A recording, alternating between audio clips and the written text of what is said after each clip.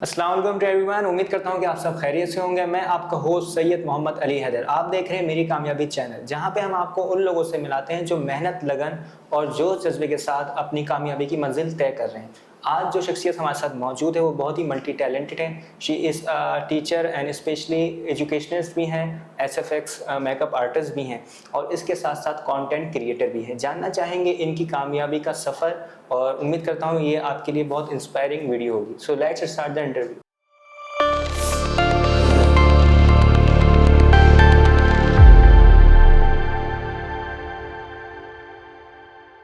अस्सलाम वालेकुम, कैसे हैं वालेकुम आप? अस्सलाम, अल्हम्दुलिल्लाह, आई एम डूइंग गुड। आप कैसे हैं? जी अल्हम्दुलिल्लाह, मैं भी ठीक हूँ और तबीयत वगैरह आपकी बिल्कुल ठीक है। अल्हम्दुलिल्लाह। अच्छा, तो आपका बहुत बहुत शुक्रिया कि आपने अपना कीमती वक्त हमारे शो के लिए निकाला, मेरी कामयाबी के माय लिए, pleasure. And specially thankful to you. अच्छा, सबसे पहले मेरा सवाल आपसे ये है कि एज अ टीचर आपका क्या ड्रीम था कि आपको टीचर ही बनना था या एज अ मेकअप आर्टिस्ट बनना था, क्या बनना था? Very interesting.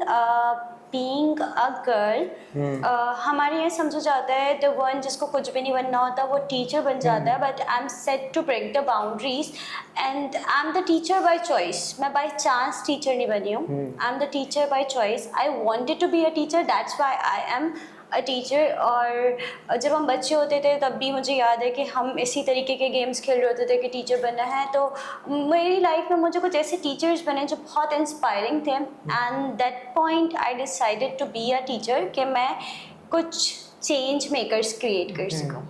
अच्छा, टीचर बनना एक कहते हैं ना लोग बहुत आसान है, जो जैसे आपने कहा जो कुछ नहीं बनता वो टीचर एक लोग कहते हैं, लेकिन ऐसा बिल्कुल नहीं है। तो स्टूडेंट को आप किस तरह टैकल करती हैं? डिफरेंट माइंडसेट होता है, कुछ अच्छे पढ़ने वाले हैं, कुछ मतलब थोड़ा सा कम होता है उनका रुझान वगैरह। तो how you tackle the student?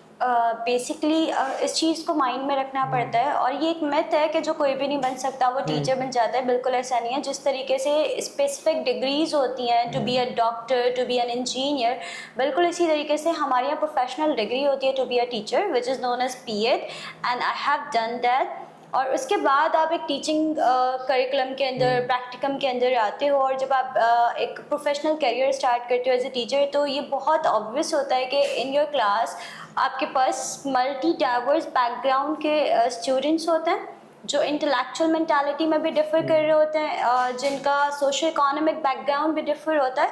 तो इट्स वेरी ऑब्वियस कि आपको इंडिविजुअल डिफरेंसेस को कैरी करते हुए एक ऐसा सेफ और क्रिएटिव एनवायरनमेंट क्रिएट करना पड़ता है जहाँ पे बच्चे को ये लगे कि yes this is my place to be, और ये एक ऐसी जगह है या मेरा टीचर ऐसा है जिसके साथ मैं बहुत ओपनली हर चीज़ डिस्कस कर सकता हूँ और मुझे करेज मिलेगी, इंस्टीड ऑफ बीइंग कि एक टेक्स्ट बुक वर्म है। जैसे आजकल मैंने देखा है कुछ स्ट्रिक्टनेस होती है स्टूडेंट के साथ, तो वो नहीं होनी चाहिए। You are coming to the right point कि फॉर बीइंग अ टीचर ना सबसे बेसिक चीज़ जो है वो एम्पैथी है, ठीक क्योंकि है। हमने जब, सॉरी मैं आपकी बात काट रहा हूँ, कि जब हमने पढ़ा तो एक डर था टीचर के नाम से कि भाई टीचर है, मतलब एक बिल्कुल ऐसे है कि चुप हो जाओ, टीचर आ जाएगा मार देगा।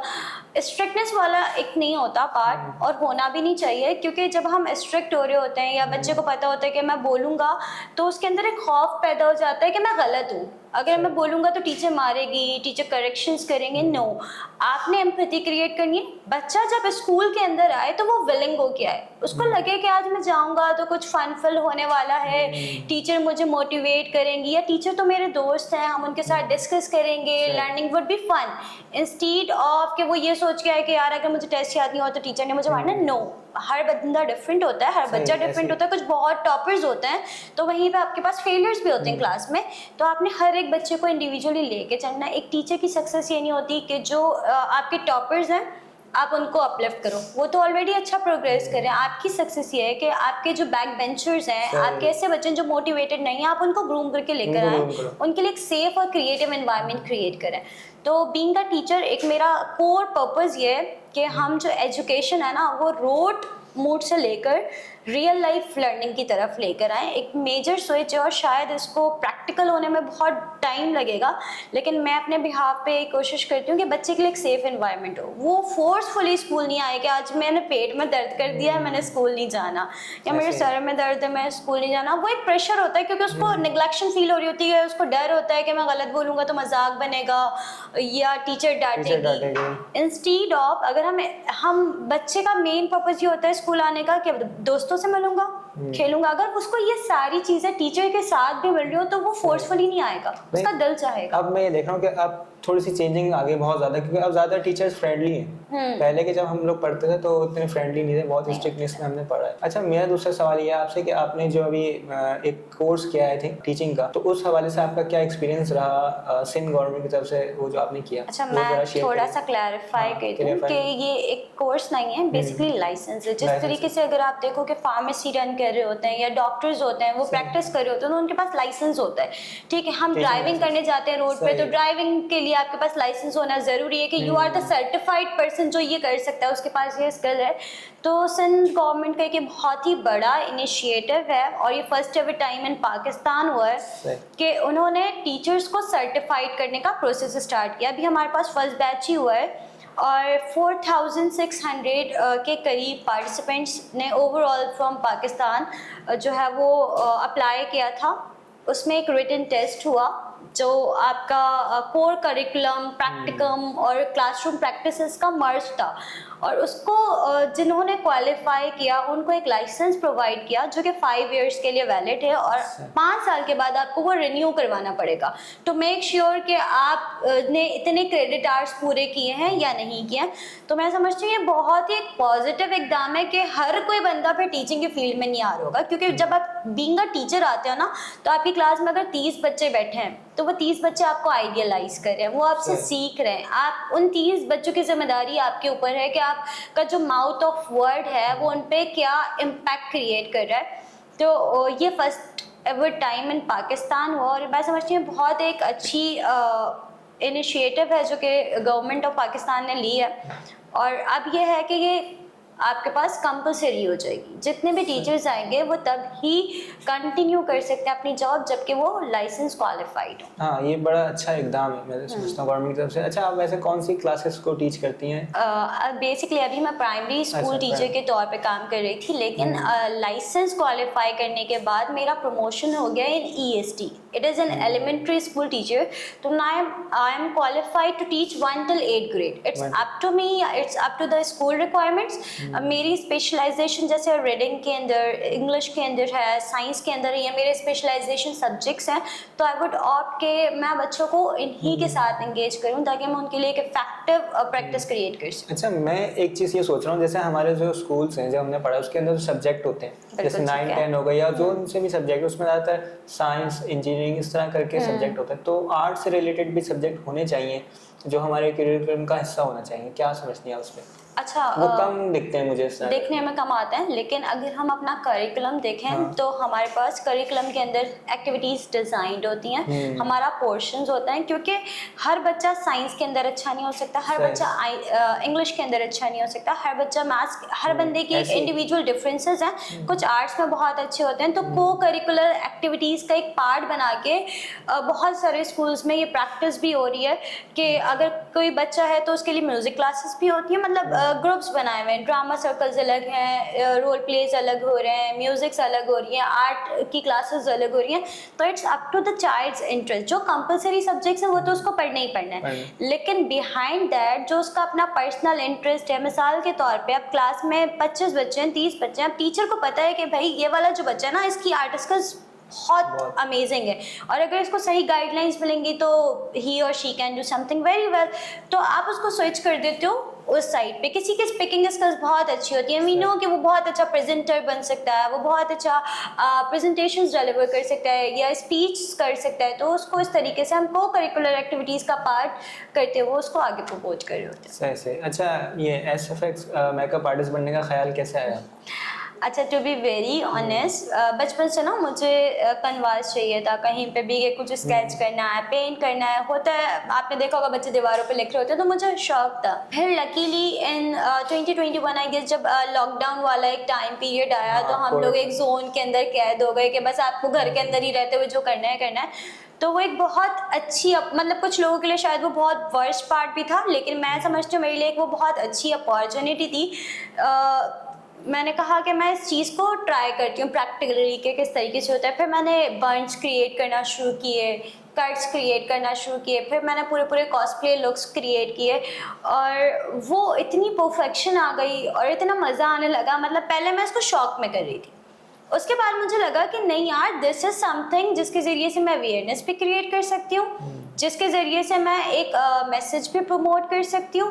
तो फिर मैंने इसको किया, और लकीली फिर जैसे लॉकडाउन वाला पार्ट ख़त्म हुआ, तो मैं लॉकडाउन में करके क्या करती थी, सोशल मीडिया के ऊपर पोस्ट कर रही होती थी just for casual sharing. Response बहुत अच्छा था। एक क्वारंटाइन आर्टिस्ट प्लेटफॉर्म था जो लॉकडाउन के अंदर बना, जिसमें Kashan I guess was the founder. और हम क्या करते थे कि जितने भी आर्टिस्ट थे वो अपना आर्ट वर्क वहाँ पे शेयर कर रहे होते थे। तो मुझे 2-3 लोगों ने अप्रोच किया कि आप इसको इस तरीके से करें। फिर 2-3 शॉर्ट फिल्म्स थी, जिस तरीके से पहचान है, मेहरदर आर्ट एंड प्रोडक्शन, उनके बिहाफ पे 3-4 शॉर्ट फिल्म्स भी, जिसमें बेसिक कट्स बनाने थे, एक बर्न फेस क्रिएट करना था। तो मुझे ये अपॉर्चुनिटीज़ मिली एंड आई सी ठीक है, बीइंग अ पेशेंट, आपका पैशन तो है ये करना, लेकिन आप इससे अर्न भी कर रहे हो, तो वो एक बहुत ही पॉजिटिव चीज़ रही मेरे लिए। और कंटेंट क्रिएटर के हवाले से ये काम का आगाज़ कैसे हुआ? अच्छा, जैसे मैंने अभी आपको कोट किया कि मैं कैजुअल शेयरिंग करती थी, क्योंकि एक सोशल पर्सनालिटी है मेरी, और ऑल्दो कि बहुत सारे लोगों को ये लगता भी है कि ओह माय गॉड, टीचर हैं आप और मेकअप भी कर रही हैं और आप कंटेंट भी क्रिएट कर रही हैं, आप वीडियोस भी बना रही हैं, but it's what I wanted to be ना, और मेरा ड्रीम है। तो कैजुअल शेयरिंग करती थी। फिर कुछ लोगों के बहुत अच्छे रिस्पांस भी आते थे, और कुछ ऐसे रिस्पांस भी आते थे कि फॉर द मोमेंट मैं सोचती थी कि यार शायद स्किप कर देना चाहिए, या मेरी पर्सनालिटी को सूट नहीं करता। But at the end of day I can say कि आई एम प्राउड कि मैं इन दोनों पर्सनालिटीज़ को, लाइक बीइंग अ टीचर और being an SFX makeup artist, बहुत प्राउडली कैरी करती हूँ। और कंटेंट के ज़रिए से मैं यही मैसेज प्रोवाइड करती हूँ कि आपको जो है ना अपना ड्रीम स्किप नहीं करना चाहिए। आपका जो भी प्रोफेशन है, आप अपने पैशन को भले एज अ हॉबी साइड पर लेके चलो, लेकिन अपने ड्रीम्स पे कॉम्प्रोमाइज़ नहीं करो ये सोचते हुए कि सोसाइटी क्या कहेगी। क्योंकि हमारे यही है कि लोग कहते हैं भाई आप टीचर हैं, उनको एक सोफिस्टिकेटेड पर्सनैलिटी बना देते हैं कि भाई टीचर हैं एकदम, टीचर हैं तो आपने इस बाउंड्रीज में ही रहना है, ऐसा नहीं है। अच्छा, टाइम भी चेंज हो रहा है ना, हम 21st सेंचुरी में रह रहे हैं, स्किल्स ग्रूम हो रही हैं, लाइफस्टाइल चेंजेस हो रहे हैं। अब बच्चा जो है ना क्लासरूम में बैठने के से ज़्यादा टाइम जो है ना वो मोबाइल पे टाइम दे रहा होता है। तो you can be the role model over there. आप वहाँ पे अगर क्रिएटिव चीज़ें शेयर कर रहे हो, आप वहाँ पे बच्चे को आइडियलाइज कर रहे हो, आप वहाँ पे सिर्फ बच्चे के साथ नहीं, बच्चे के पेरेंट्स के साथ भी, कम्युनिटी के साथ भी इंगेज हो सकते हो। तो it's always on your code कि आप उसको कितना पॉजिटिवली यूज़ करते हो। सही। अच्छा, देखा जाए तो हमारा एजुकेशन सिस्टम इतना स्ट्रॉन्ग क्यों नहीं है वैसे, मतलब बात की जाए तो अभी लिटरेसी रेट भी हमारा बहुत कम है। हमारा लिटरेसी रेट इसलिए भी कम है कि हमारा ना एक बहुत स्पेसिफिक क्राइटेरिया है कि हम पढ़ इसलिए रहे हैं कि हमें जॉब चाहिए। सही है, ये एक माइंडसेट बना हुआ है कि डिग्री इसलिए लेनी है कि जॉब चाहिए। हाँ, जब तक ये माइंडसेट खत्म नहीं होगा, मतलब लिटरेसी रेट पे इसलिए काम नहीं हो रहा कि बच्चा यही नहीं समझ रहा। आप एक बच्चे को एक पर्पस दे के स्कूल भेजते हो ना, मिसाल के तौर पे अगर मैं स्कूल जा रही हूँ, मेरा पर्पस ये है कि यार बस ये डिग्री इसलिए आ जाए कि मुझे 30,000 रुपये कमाने हैं, तो उससे मेरी पर्सनालिटी पे कोई चेंज नहीं आएगा। ऐसी हमारा लिटरेसी रेट कब जाएगा, चेंज होगा, जब हम सोसाइटी इस चीज़ को एक्सेप्ट करेंगे कि आपका जो क्वालिफिकेशन है या एकेडमिक्स हैं वो टोटली डिफर है। आपको लाजमी नहीं है कि आप डिग्री इसलिए अर्न करो कि आप जाके जो है ना एम्प्लॉय बनो कहीं पे। आप अपना स्टार्टअप रन कर सकते हो, और स्टार्टअप रन करने के लिए ज़रूरी नहीं है कि आपके पास एकेडमिक क्वालिफिकेशन हो। ये आपके लिए एक प्रोज है कि आपके पास ये एबिलिटीज हैं। एजुकेशन आपको लर्निंग सिखाती है कि किस तरह आपने रहना है, किस तरह काम करना है, आपको शऊर आता है, आपको वैल्यूज दे रही होती हैं। बिल्कुल ये चीज़ है। अच्छा, हमारे यहाँ एक बड़ा मसला ये है कि पेरेंट्स की तरफ से, स्पेशली टीचर की तरफ से भी मैं देखता हूँ बास टाइम कि स्टूडेंट को प्रेशराइज करते हैं, एक तो ग्रेडिंग के हवाले से, नंबरिंग के हवाले से, कि भाई तुम्हारे अगर 85 86 भी आ रही तो उसके ऊपर भाई ये होता है कि भाई फर्स्ट क्यों नहीं आया ऐसा। अच्छा, मैं इसको सम अप करूंगी इस तरीके से कि पहली बात तो ये वाली प्रैक्टिसेस हमें ख़त्म करनी चाहिए, और बहुत सारे स्कूल्स इस प्रैक्टिस को अडॉप्ट भी कर रहे हैं। मतलब अगर आपने देखा होगा तो बहुत, हाँ बिल्कुल, और बहुत सारे स्कूल्स जो अच्छे अर्न कर रहे हैं वो क्या करते हैं कि जो प्री प्राइमरी और प्राइमरी सेक्शन है वो बच्चे की मेंटल हेल्थ इफेक्ट ना हो इसलिए वो ग्रेड्स नहीं दे रहे, क्योंकि जो बच्चा फर्स्ट नहीं आ पा रहा, ऑल्दो कि वो अपना बेस्ट दे रहा है, वो डीमोटिवेट हो रहा है। तो यहाँ पे फर्स्ट सेकंड थर्ड वाली ग्रेडिंग बहुत सारे स्कूल्स में नहीं हो रही, और शायद स्कूल टीचर्स और पेरेंट्स तो बहुत दूर की बात है। अगर मैं एक घर की बात करूँ ना, एक घर में अगर 5 बच्चे हैं, 6 बच्चे हैं, मतलब 5-6 बहन भाई हैं, तो everyone can not be the same. ठीक है, सही। हर बच्चा एक जैसा नहीं है। शायद कोई अगर एकेडमिक्स में बहुत अच्छा है तो दूसरा बच्चा किसी स्किल में बहुत अच्छा होगा, लेकिन पेरेंट्स क्या करते हैं, वो एक टैबू क्रिएट कर देते हैं। मिसाल के तौर पे अगर आपका एक बच्चे ने फर्स्ट पोजीशन ले ली है तो उसने ये माइंडसेट क्रिएट कर दिया अपने पेरेंट्स के लिए कि भाई उनके जो बाकी 4 बच्चे हैं ना वो भी फर्स्ट आए, फर्स्ट टाइम। ऑल्दो कि वो अपना बेस्ट दे रहे हैं, लेकिन वो नहीं आ सकते क्योंकि वो किसी और चीज़ में बहुत अच्छे हैं। तो पेरेंट्स को ये चीज़ अंडरस्टैंड, और इस वजह से ना बहुत सारे बच्चे डिप्रेशन में जा रहे हैं, एंजाइटी। और हमारे यहाँ मेंटल हेल्थ का भी ऐसा कोई कॉन्सेप्ट नहीं है। लोगों को लगता है कि अच्छा एंजाइटी तो कुछ होती ही नहीं कुछ भी है, नहीं। डिप्रेशन तो कुछ होता ही नहीं है। तो इन चीज़ों पे काम करने की ज़रूरत है, और ये इनिशिएट कौन करेगा, ये पेरेंट्स हैं। उनको ये चीज़ समझने की ज़रूरत है। और शायद कि विद द टाइम बीइंग जब मैं या हमारी आने वाली जनरेशन पेरेंट्स होंगे तो ये वाला कॉन्सेप्ट बहुत हद तक चेंज भी हो जाएगा, क्योंकि ग्रूम हो रही है ना अब तो सोसाइटी, जाहिर सी बात। तो एक्सेप्टेंस आ रहा है। हमारे यहाँ एक्सेप्टेंस नहीं है, हमारे यहाँ तो ये कंपटीशन चल रहा होता है कि अच्छा उसके बच्चे ने ये नंबर्स लिए हैं तो आपको भी लेने हैं। अरे भाई वो अगर किसी और चीज़ में अच्छा है तो आपका बच्चा नहीं हो सकता। तो इस चीज़ को हमें, इस प्रैक्टिस को ख़त्म करना है। अच्छा, मेरा एक सवाल आपसे और ये है कि वो फीमेल्स जो इस फील्ड में आना चाहती हैं, टीचिंग से रिलेटेड या मल्टीपल प्रोफेशन को अडॉप्ट करना चाहती हैं, तो सोसाइटी के प्रेशर से आगे वो पीछे हट जाती है, तो उनको आप क्या फीडबैक देना चाहेंगी, क्या मैसेज देना चाहेंगी? उनके लिए एक बहुत सिंपल सा मैसेज ये है कि if you are willing to do something तो आप अपने ड्रीम्स को सोसाइटी के प्रेशर्स के लिए कॉम्प्रोमाइज़ नहीं करें। वाई? बिकॉज सोसाइटी ना कुछ नया करने से डरती है। आप जब भी कुछ डिफरेंट लेकर आओगे या आप कुछ डिफरेंट करोगे तो society would be the first to talk, लेकिन जब आपको सक्सेस आपको मिल जाएगी ना तो वो ही सोसाइटी होगी जो आपको प्राउड फील करा रही होगी, कर रही होगी। तो जो भी ऐसी फीमेल्स हैं जो सोसाइटी के प्रेशर की वजह से मल्टीपल प्रोफेशंस नहीं कर सकती या वो उस तरीके से नहीं अपना लाइफ टाइम स्पेंड कर रही हैं जैसा वो करना चाहती हैं, तो वो अपने साथ ज्यादती कर रही हैं, अपने साथ जुल्म कर रही हैं। बी योरसेल्फ, क्योंकि सोसाइटी आपके लिए नहीं बदलेगी, सोसाइटी हर हाल में बात करेगी। तो आपने लोगों की बातों को कंसीडर नहीं करना, आपके एक्शंस इतने स्ट्रांग होने चाहिए कि वो उनके बातों को आंसर कर रहे हो। अच्छा, आपकी जो अब तक सक्सेस स्टोरी है उसका जो राज है वो आप किसको ट्रिब्यूट करना चाहती हैं, या आपके पीछे कौन सा ऐसा बॉन्ड है जिसकी वजह से आप अभी तक स्ट्रांग है? अच्छा, जिस तरीके से ना आप जब किसी पाथवे पे जा रहे होते हो तो आपकी एक अदर साइड होती है जो कोई भी नहीं जान रहा होता, और सबको सिर्फ एक सोशल लाइफ दिख रही होती है कि हाँ यार ये घूम भी रही है, ये खाना भी खा रही है, ये तो चल है, और ये ऐसे कर रही है, एंजॉय कर रही है, इसकी तो लाइफ में कोई मसला ही नहीं है। But other than that there are some hurdles जो आप फेस कर रहे होते हो, जो आप वहाँ से गुजर के उस जगह पे आए हुए होते हो। तो अगर मैं इसको बहुत सिंपल और शॉर्ट करूँ तो आई वुड से कि मेरे फादर की डेथ हुई थी आज से 12 साल पहले when I was an inter, ठीक है, और मैं बहुत यंग थी and I am the eldest daughter of my home, ठीक है। तो उस वक्त I have seen my mother as my role model, because अगर वो कर सकती हैं, वो हम वी आर 7 सिस्टर्स, तो अगर वो हम सातों को लेकर अकेले सोसाइटी में मूव कर सकती हैं और हमें हमारा करियर, हमारा ड्रीम, वो सारी चीज़ें करने दे सकती हैं जो हम करना चाहते हैं, तो व्हाई नॉट वी? अगर वो कर सकती हैं तो ऑब्वियसली वो मेरे लिए हमेशा एक मोटिवेशन रही हैं कि अगर वो कर सकती हैं तो मैं भी कर सकती हूँ। मैं अपनी मदर से बहुत इंस्पायर हूँ और मैं चाहती हूँ कि मैं उनकी तरह ही एक बाहिम्मत खातून बनूँ, ऑल्दो कि आई ट्रूली एडमायर हर।